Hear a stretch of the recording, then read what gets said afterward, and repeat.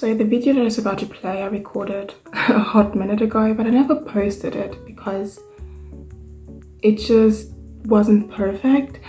And now I'm angry that I wasted so much time and effort just to not post it. So here I am, still posting it. I just sat down and talked a little bit, so it's a bit messy, it's a bit awkward, but I hope you still enjoy it and get some insight or valuable information from it, or it be entertaining, whatever. Enjoy. Does that make sense? Basically, yeah, he is racist. I feel extremely awkward right now, so hopefully I'll get a good result out of this video so I can post it, but I just it's not working. Anyways, today I just wanted to talk to you about my book. I published this book last year in January, and I didn't really realize it has been a year because I was so deep in finals. Like, it's my first year of university and I was stressed. I was studying. I didn't even realize that it has been a year since I published my book. All around, I just wanted to talk to you. Just sit down. I didn't really write down any notes or think really about what I want to say, but yeah, I just decided to sit down and randomly speak about what comes to me about this book, the writing process, the publishing process, all that nice stuff. Yes, last year in January I published my first book, my debut novel, Wrath of Astoria. Some basic stats. It took me a year to finish writing it, nearly 500 pages, around 470 pages. So this book has a very special place in my heart because it's my first book, of course. It's the first one I published. Actually, no, it's not my first book. It's the fourth book I've ever written, but the first one I published. I do love the story. I might not love it as much now as I did back then, but that is a very normal occurrence for me. I tend to dislike the books that I've written after a while. So while I write it, I might be very invested because I like the idea that I've come up, but the execution and when I have the finished product, after a while I begin to despise it, which is why after I published it, I have a very hard time opening it because I feel like I'll find things, not necessarily mistakes or typos, that could also be, but just the way I wrote certain things might make me cringe. I'm very cringe sensitive.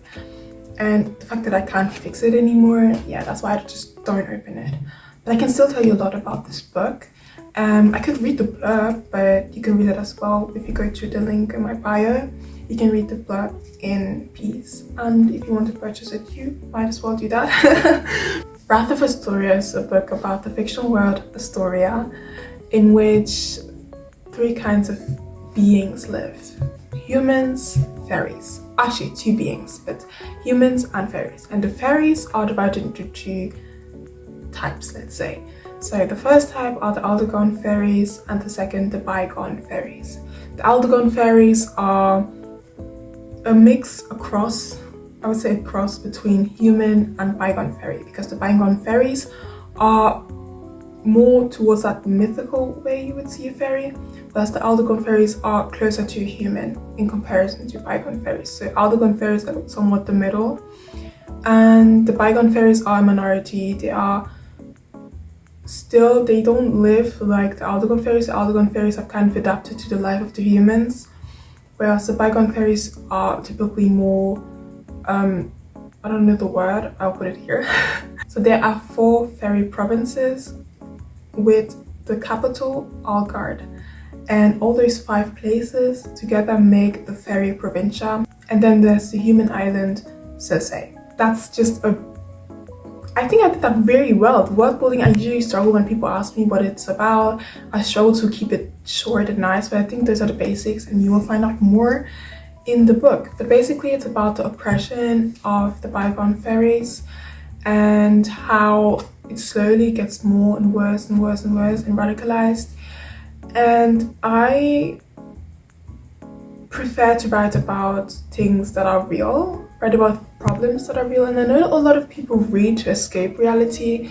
I understand that, but I feel like I have a hard time writing books that don't have meanings or don't have anything like touching on like societal issues. I really like to do that.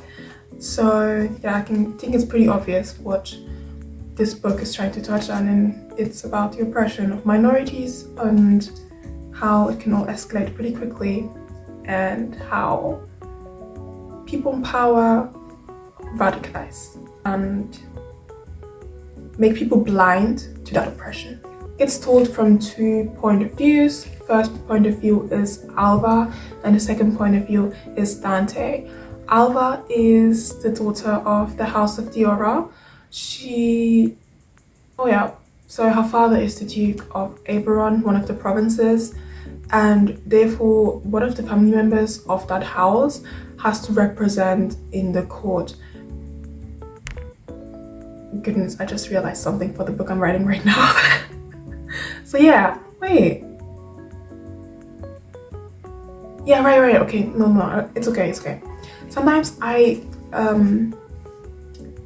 just thought I had a plot hole in my book I'm writing right now, but more to that later on. So, yes. So she serves as a senator in the Algard court, which is just where representatives of all the provinces gather together except Circe, because Circe is human land and the provinces are just on their own, basically. So yeah, she's the senator, and she is engaged to another senator called Fayette, who is of opposing views. So she is very much for protecting the bygone fairies and trying to combat the oppression and the discrimination, whereas he, her fiance, is the one who feeds into the fire, adds fuel to the fire. He's one of the faces of the bygone oppression. Does that make sense? Basically, yeah, he is racist. But yes, she's engaged to him.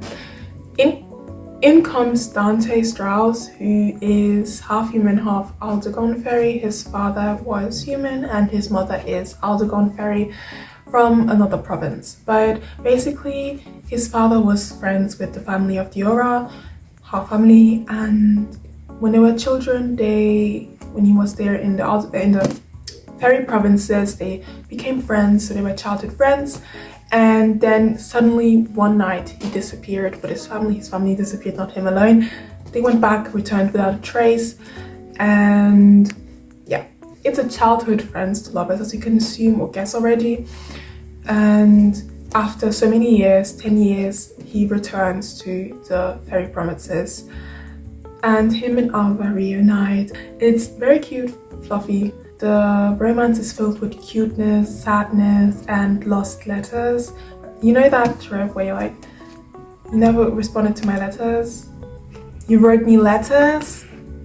It's kind of like that, not fully like that, but yeah, he did write her letters. So I'm still going to read the blurb actually now so that you can get a clearer idea. Maybe I didn't explain it well enough. Time is scarce and the wicked are gaining momentum.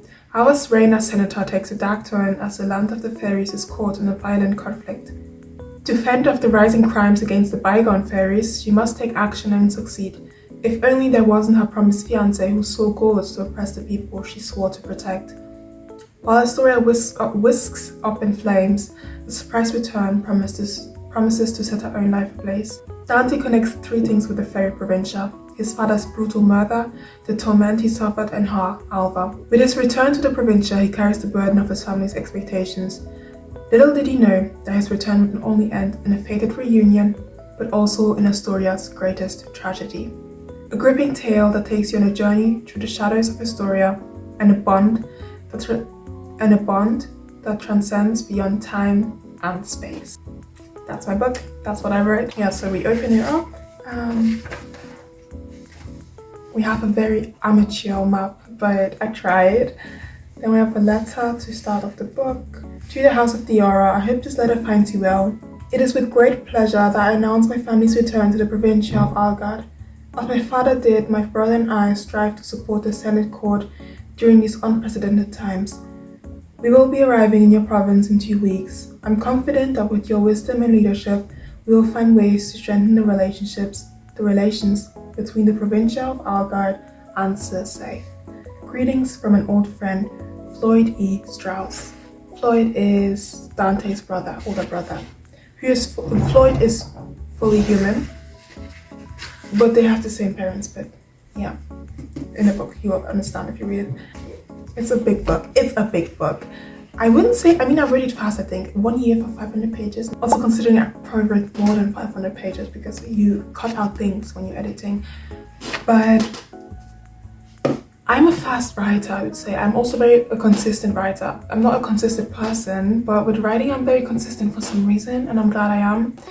I write almost every day, except when I'm like doing really other stuff. For example, I didn't really write for my, not finals, my final exams for secondary school. When I was doing those, I didn't write a lot, but and when I binge watch K-dramas, when I have a K-drama that I really love, I just do that instead of writing, but that's just 1 to 2 days, and then I get back to writing. I'm very consistent with writing, and I'm glad I am. I thank God for that, because normally I am not very consistent. I have a hard time building habits, but when I do, they really do stick. The writing process was wonderful. I felt like this was my first fantasy, by the way. So the other ones that I wrote before was like a dystopia, and then there was like a contemporary-ish, and another one that was also kind of contemporary-ish, but not really. It was interesting, but this was like the first really like fantasy world that I built myself, and I still have a lot to learn. Honestly, so much to learn. It's not perfect, but I applaud myself, I think, for what I did so far, and I learned a lot from this.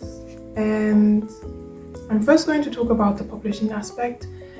Publishing, it was fine. I remember it was supposed to be published on another day, and then there was delays with KDP. More like, it was my fault, so I was really sad about that. It came out like 2 days afterwards, after what I announced initially.